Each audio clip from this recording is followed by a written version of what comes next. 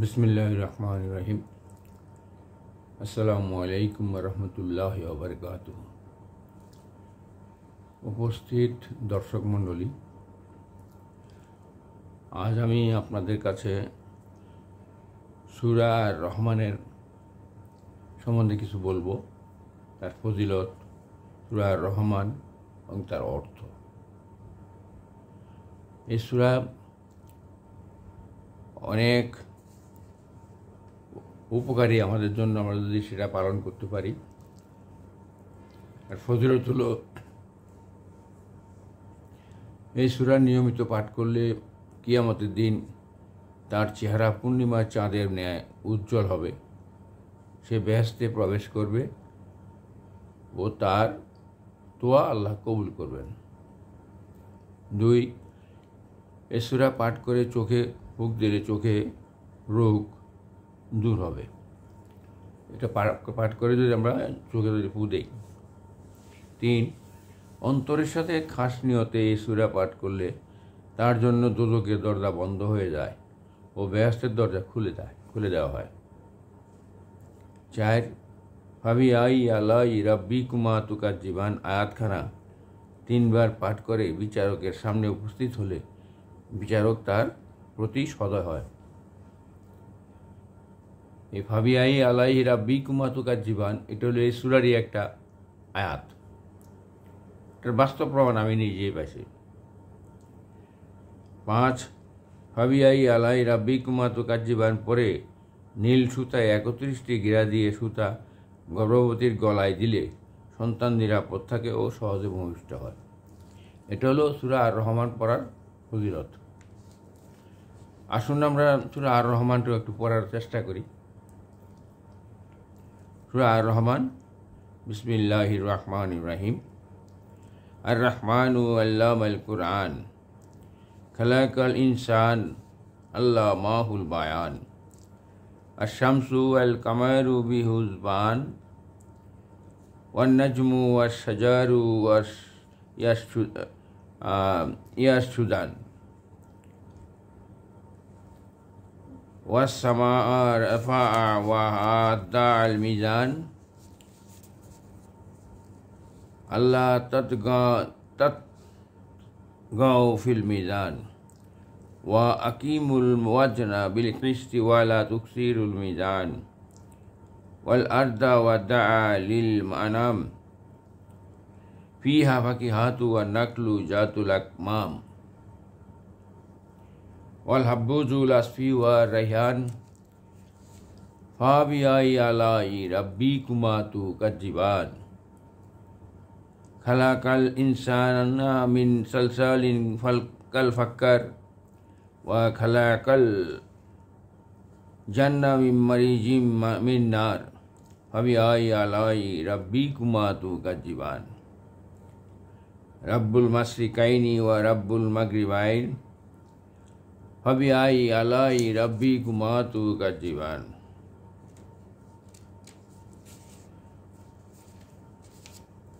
মারাজাল Bahraini ইয়ালতাকিয়ান, বাইনাহুমা মারজাকুল্লা ইয়াবগিয়ান, ফাবি I আলাই রাব্বিকুমা তুকাজ্জিবান, ইয়াখরুজু মিনহুমা লুলুউ ওয়াল Marjan, ফাবি I আলাই রাব্বিকুমা তুকাজ্জিবান, ওয়া লাহুল জাওয়ারিল মুনশাআতু ফিল বাহরি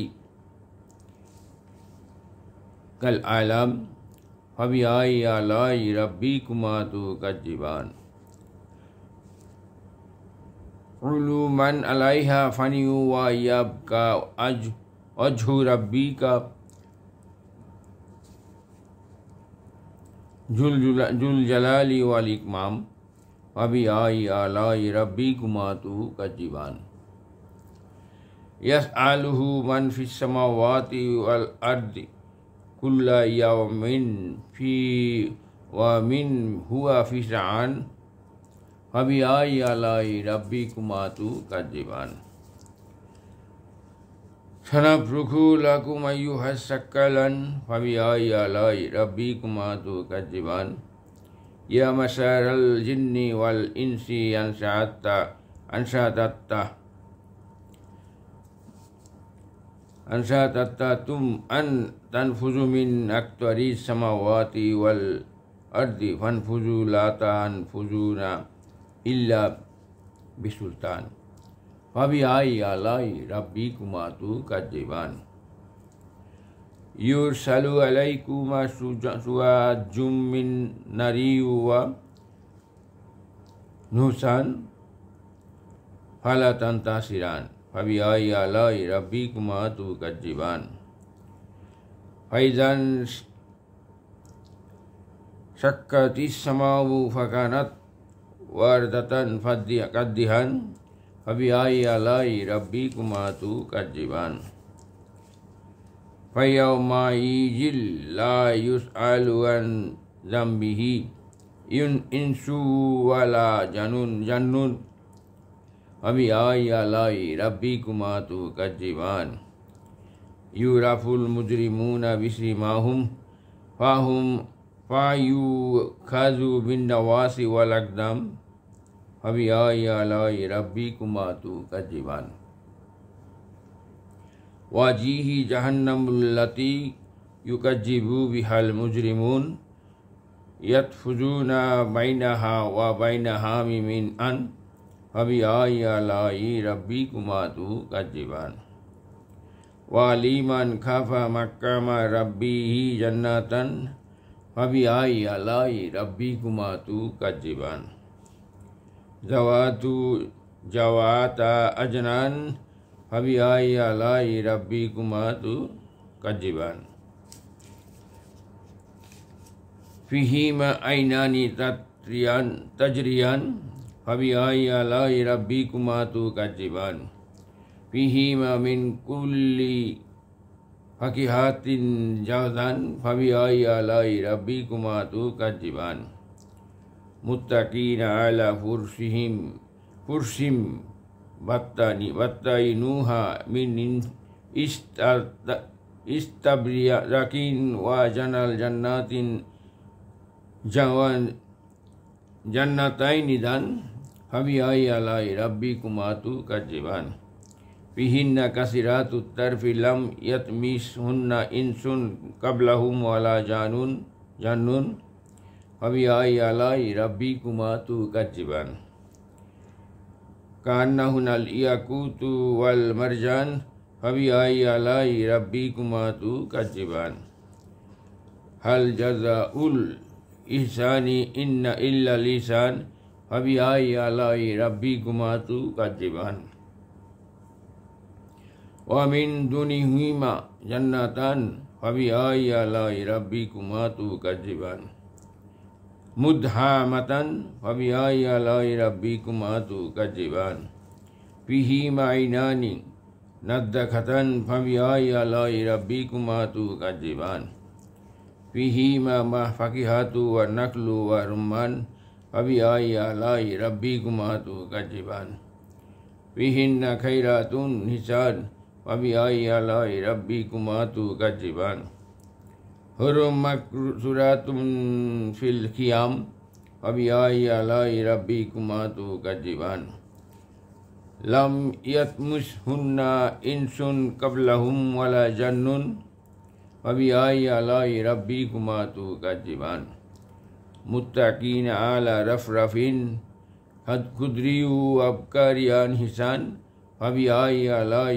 ربكما تكذبان تبارك اسم ربك ذي الجلال والإكرام। এই হলো আমাদের সূরা আর রহমান, বড় সুন্দর একটা সূরা, উপকারী সূরা।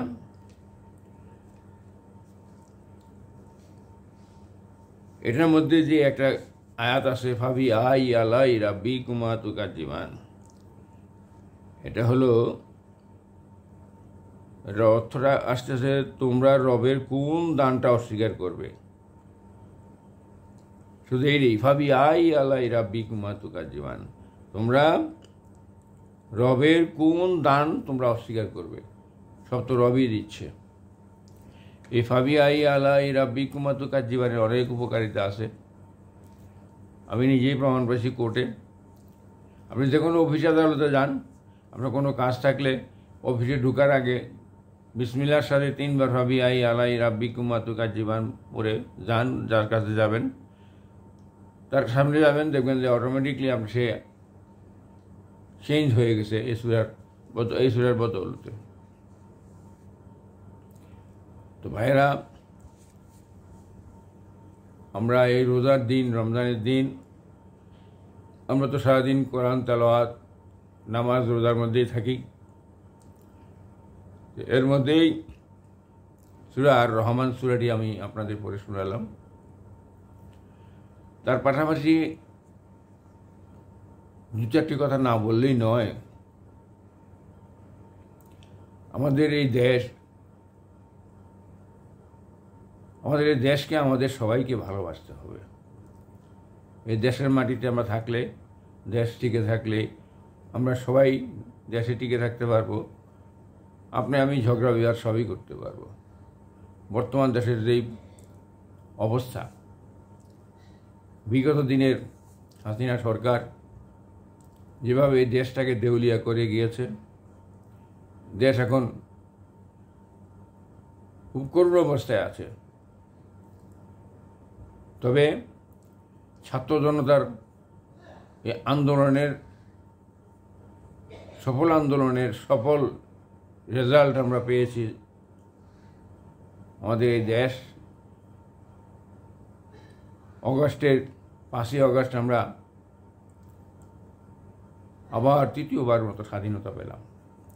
আমাদের বাক স্বাধীনতা ছিল না। বিগত দিনে সেই শেখ হাসিনা সরকার এককভাবে মানুষের উপরে অত্যাচার অনাচার অনেক করেছে, গুম খুন অনেক করেছে।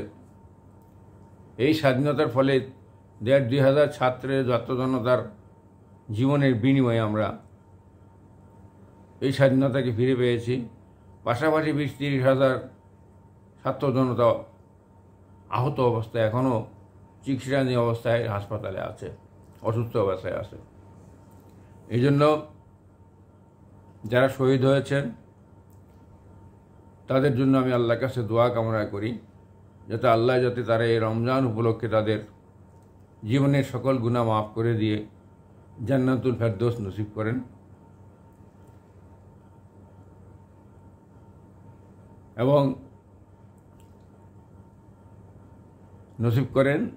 এবং যারা অসুস্থ অবস্থায়, করুণ অবস্থায় আছে এখনো, তাদেরকে যেন আল্লাহ তাড়াতাড়ি সুস্থ করে দেন। আমিন। এত 30,000 লোকের আহত অবস্থায় এবং 2-3 হাজার ছাত্র জনতার প্রাণের বিনিময়ে, শহীদের প্রাণের বিনিময়ে আমরা এই স্বাধীনতা পেয়েছি। তখন তো আমরা সবাই এক ছিলাম, সকল দল এক ছিলাম। এই স্বাধীনতার পরে কোন ষড়যন্ত্রের কারণে, কোন স্বার্থের কারণে আমরা প্রত্যেকটা দল আমরা আলাদা আলাদাভাবে কথা বলছি, একজন আরেকজনের বিরুদ্ধে গীবত করছি। গীবত করা তো গুনাহ। মত বিভিন্ন থাকতে পারে, প্রত্যেকটা দলেরই বিভিন্ন রকম মতামত থাকতে পারে। এর অর্থ এই নয় যে আমরা এক দলের বিরুদ্ধে অন্য দলের বদনাম করে বেড়াবো, এটা তো গীবত। কিছু সংখ্যক লোক আওয়ামী লীগ এবং ভারতের পয়সা খেয়ে নেতা লোক বলবো না, এগুলো বড় বড় নেতা, পয়সা খেয়ে এখন তাদের গুণ গাচ্ছে। তারা হয়তো ভেবেছে তারা তো এখন ক্ষমতায় চলে আসবে, বিভিন্ন জায়গায় লুটতরা শুরু করে দিয়েছে। এগুলো তো ঠিক না। সবাই মিলে যদি এখনও হাসিনা সরকারের ষড়যন্ত্র এখনও সব জায়গায় চলছে। অ্যাডমিনিস্ট্রেশনে হাসিনার লোক, পুলিশে হাসিনার লোক, আর্মির ভিতরে জেনারেলদের মধ্যে কয়েকজন আছে হাসিনার লোক এখনও রয়ে গেছে, তাদেরকে কোনো বিচারের আওতায় আনা হয়নি। এত সব বিপদের মধ্যেও যাক আল্লাহর কাছে শুকরিয়া আদায় করি, ডক্টর ইউনূস সাহেবের মতো একটা লোককে আমাদের ছাত্র জনতা প্রধান উপদেষ্টা হিসেবে করছে এই সরকারের। উনি তো একা সব কিছু করতে পারবেন না। ওনার যে হ্যান্ডসগুলো উপদেষ্টা মণ্ডলীর মধ্যে আপনার আওয়ামী লীগের গুপ্তচর রয়ে গেছে। কাজেই এই আওয়ামী ষড়যন্ত্রকারীদেরকে অ্যাডমিনিস্ট্রেশন, পুলিশ, আর্মি এগুলো থেকে সরাইতে হবে, উপদেষ্টা পরিষদ থেকে সরাইতে হবে। উপদেষ্টা পরিষদ যে ধরনের মিটিং করে যে ধরনের ডিসিশন নেয়, তারই সেই ডিসিশনটাই আউট হয়ে যায়, শেখ হাসিনার কাছে চলে যায়। কাজে আমাদের এখন চোখ কান খেয়াল রেখে চলতে হবে। ইউনূস সাহেবের প্রতি আমি বলবো, আপনার মানে সাহস সঞ্চয় করে আপনি এগিয়ে যান। ব্যর্থতা, কাজ করতে গেলে ব্যর্থতা আসবে, এই নয় যে আপনার সার্থকতা হয় নাই, সার্থকতা আসেনি, আসছে। আপনি কিছু কিছু কাজ তো করছেন। এই যে রমজানের দিনে আমরা বিদ্যুৎ পাচ্ছি, অন্য হাসিনার সময় তো আমরা বিদ্যুৎ পাইতাম না। ইফতারের সময় বিদ্যুৎ বন্ধ করে দিত, তারাবির নামাজের সময় বিদ্যুৎ বন্ধ করে দিত, সেটা তো পাচ্ছি। নিত্য প্রয়োজনীয় দ্রব্য যেগুলো আছে, এগুলো তো অন্যান্য বছরের তুলনায় এখন আমাদের হাতের নাগালের মধ্যে আসছে এটার দাম। শাক সবজি, অন্যান্য তেল, সরকার চেষ্টা করতেছে। এটা তো ডক্টর ইউনূস সাহেবের অবদান। এরপরে আসুন, এই যে জাতিসংঘের মহাসচিব ইউনূস সাহেব আসার 4-5 মাসের মধ্যেই বাংলাদেশে এসেছেন, এটা তো আমাদের জন্য সৌভাগ্যের ব্যাপার। উনি আসছেন, আমাদের দুঃখ দুর্দশা দেখছেন, এবং এই সরকার যেই কুকর্ম করছে তার সবগুলো তো জাতিসংঘের থেকে লোক এসে এগুলো দেখিয়ে জাতিসংঘে উত্থাপন করছে। এখন তো জাতিসংঘ জানে, সারা বিশ্ব জানে যে সেই সরকার কি করছে, সাধারণ পাবলিকের গুম খুন করে মানুষকে চিত্তিধান করে দিয়েছে। কাজেই ইউনূস সরকার কিছু করেনি তা ঠিক না। ছাত্রলীগকে অবৈধ ঘোষণা করছে, হ্যাঁ, এবার আওয়ামী লীগকে অবৈধ ঘোষণা করার সময় আসছে। সবচেয়ে বড় কথা, জঞ্জাল দূর করুন। ইউনূস সাহেবকে বলবো, সাহসিকতার সাথে জঞ্জাল দূর করুন। সারা বাংলাদেশের মানুষ আপনার পিছনে আছে। পুলিশ বাহিনী, আর্মি বাহিনী দিয়া কিছুই করতে পারবে না। 18 কোটি জনতা এখন আপনার পিছনে আছে। আর যেসব দলগুলো আওয়ামী লীগ এবং ভারতের গুণগান গাইতেছে আওয়ামী সুরে, সেসব দলগুলোরে দেশ থেকে বহিষ্কার করুন। এসব দলগুলোকে অবাঞ্ছিত ঘোষণা করুন। সে যেই দলে হোক, বিএনপি, জামাত, যে দলই হোক, আমাদের কোনো অসুবিধা নেই। আমরা দল মল কিছুই চাই না। আমরা চাই আমাদের রাষ্ট্র ঠিক থাকুক, দেশ ঠিক থাকুক, দেশের সার্বভৌমত্ব ঠিক থাকুক। আমরা ভারতের কাছে আমরা মাথা মতো করতে রাজি না। একমাত্র আল্লাহর কাছে ছাড়া মুসলমানরা কোনোদিন কারো কাছে মাথা মতো করেনি। ডক্টর ইউনূস সাহেবের প্রতি আমার কথা, আপনার জন্য আমরা আল্লাহর কাছে দোয়া করছি। আপনার উপরে আল্লাহ আছে, আপনার জন্য আল্লাহ আছে, এর চেয়ে বড় শক্তি আর কিছুই নাই। পাশাপাশি পররাষ্ট্রনীতি আপনি যেটা গ্রহণ করছেন খুব ভালো। ভারত আমাদের বিরোধিতা করতেছে, বিভিন্ন ষড়যন্ত্র করছে, এই অন্তর্বর্তীকালীন সরকারকে উৎখাত করার জন্য। স্বাভাবিকভাবেই আমাদের পররাষ্ট্রনীতি হওয়া উচিত ভারতের অল্টারনেট কাকে আমরা নেব। চীনকে নিচ্ছেন, চীনের ডাকে সাড়া দিচ্ছেন, এটা খুব সুবিধাজনক অবস্থায় আছি আমরা ইনশাআল্লাহ। আমরা তো অনেকগুলো, এই সরকার তো অনেকগুলো বাধা বিপত্তি পেরিয়ে আসছে, এগুলোকে মোকাবেলা করে বেরিয়ে আসছে। এরপর ধরেন, এই যে আমাদের ইউনূস সাহেবের জন্য চায়নার প্রেসিডেন্টের ব্যক্তিগত প্লেন পাঠাইয়া তাকে নিয়ে যাইতেছে চায়না, 26 তারিখ যাবে। এটা তো আমাদের জন্য অনেক সম্মানের ব্যাপার। এখন আমাদের ভারত যদি আমাদের শত্রু হয়ে যায়, তাহলে অটোমেটিকলি আমাদের চীন, পাকিস্তানের সাথে আমাদের মন্ত করতে হবে। পাকিস্তান থেকে জাহাজে মাল আসছে আমাদের, ভারত তো বলছে ভারত থেকে কিছু না আসলে আমরা না খেয়ে মারা যাবে। আমরা তো না খেয়ে মারা যায়নি। 400 টাকা পেঁয়াজ 40 টাকা খাইতেছি। তো এগুলো তো আমরা অল্টারনেট, ইউনূস সাহেবের অবদান, এগুলো বিদেশ থেকে আনা হয়েছে রমজান উপলক্ষে, যাতে কোনো দাম না বাড়ে। এখন সিন্ডিকেট আছে, সিন্ডিকেটগুলোকে আমরা কন্ট্রোল করতে পারলে আমরা আরও সুবিধা পেতাম।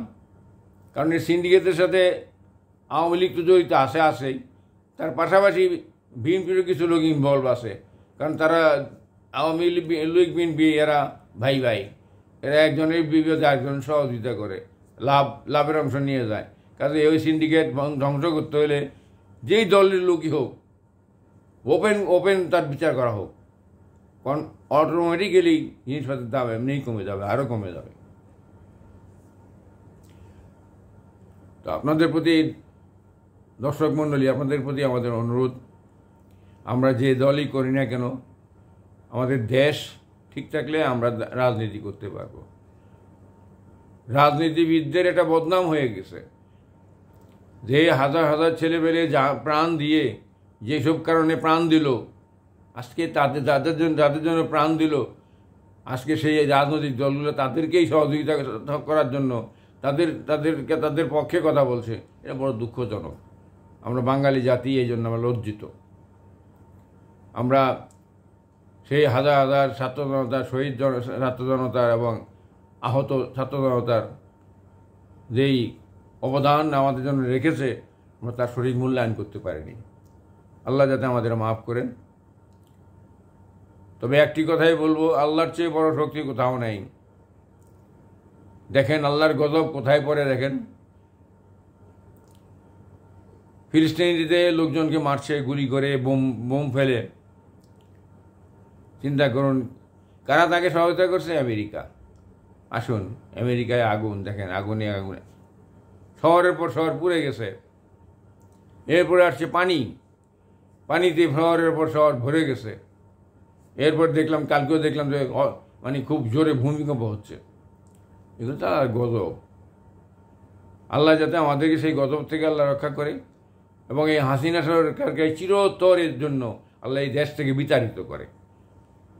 আমরা শান্তি চাই, দেশের মানুষ, আমরা রাজনীতি করি না, শান্তি চাই এবং আল্লাহর কাজ করে নামাজ কালমা পড়ে আমাদের জীবন যাপন করতে চাই। আমরা ইউনূস সরকার সাহেবের সাথে আমরা আছি, সাধারণ জনতা আমরা আছি। আপনার আগামী চীন সফল হোক, কী সফল, ওখানে কী করবেন সেটা তো আপনার মাথায় আসে, আমাদের বলার প্রয়োজন নাই। আল্লাহ যাতে আপনার সফল করে এবং আপনার হায়াত দারাজ করে, নেক হায়াত দারাজ করেন, এই কামনা করছি। এবং সাধারণ জনগণকে বলছে আপনারা কান কথা শুনবেন না।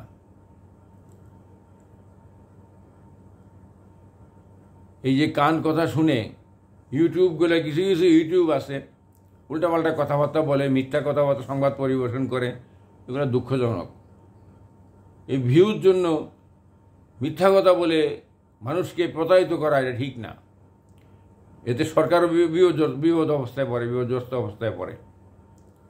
কাজেই ছাত্র জনতাকে আমার অনুরোধ, রাজনৈতিক দলকে আমার অনুরোধ, আপনারা ইউনূস সরকারের হাতকে শক্তিশালী করুন এবং শেখ হাসিনার যেই অন্যায় করছে তার আগে বিচার করুন, পাশাপাশি সংস্কার করুন, তারপরে নির্বাচন দিন। এরপরে যে আসুক অসুবিধা নাই, আমাদের কোনো অসুবিধা নেই, যে দলে আসুক। কাজেই ইউনূস সরকারকে ভয় দেখায় কোনো লাভ হবে না।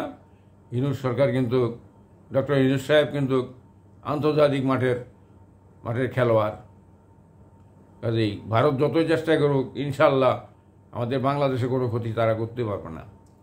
আমরা এখনও মাঠে আছি, সুস্থ শরীরে আছি, বয়স বড় হলো, বয়স বেশি হলো, আমরা এখনও যুদ্ধ করার ক্ষমতা আমরা রাখি। কাজেই দেশকে টিকিয়ে রাখার জন্য সব রকমের, যত রকমের কাজ দরকার আমরা করতে রাজি আছি। আপনাদের সবাইকে ধন্যবাদ। আপনারা সবাই মিলে একসাথে কাজ করুন, ছাত্র জনতা, রাজনৈতিক দল সব মিলে। কারোর বিরুদ্ধে কোনো কথাবার্তা বলার দরকার নাই। সুন্দরভাবে ডক্টর ইউনূস সাহেব যাতে সংস্কার করে সুষ্ঠুভাবে নির্বাচনটা করতে পারে, সেই ব্যাপারে তাকে সহযোগিতা করুন। সবাইকে ধন্যবাদ। আর পবিত্র ঈদ মোবারক, ঈদের অগ্রিম ঈদ মোবারক জানাই আজকে শেষ করলাম এখানে। আল্লাহ হাফেজ। বাংলাদেশ জিন্দাবাদ।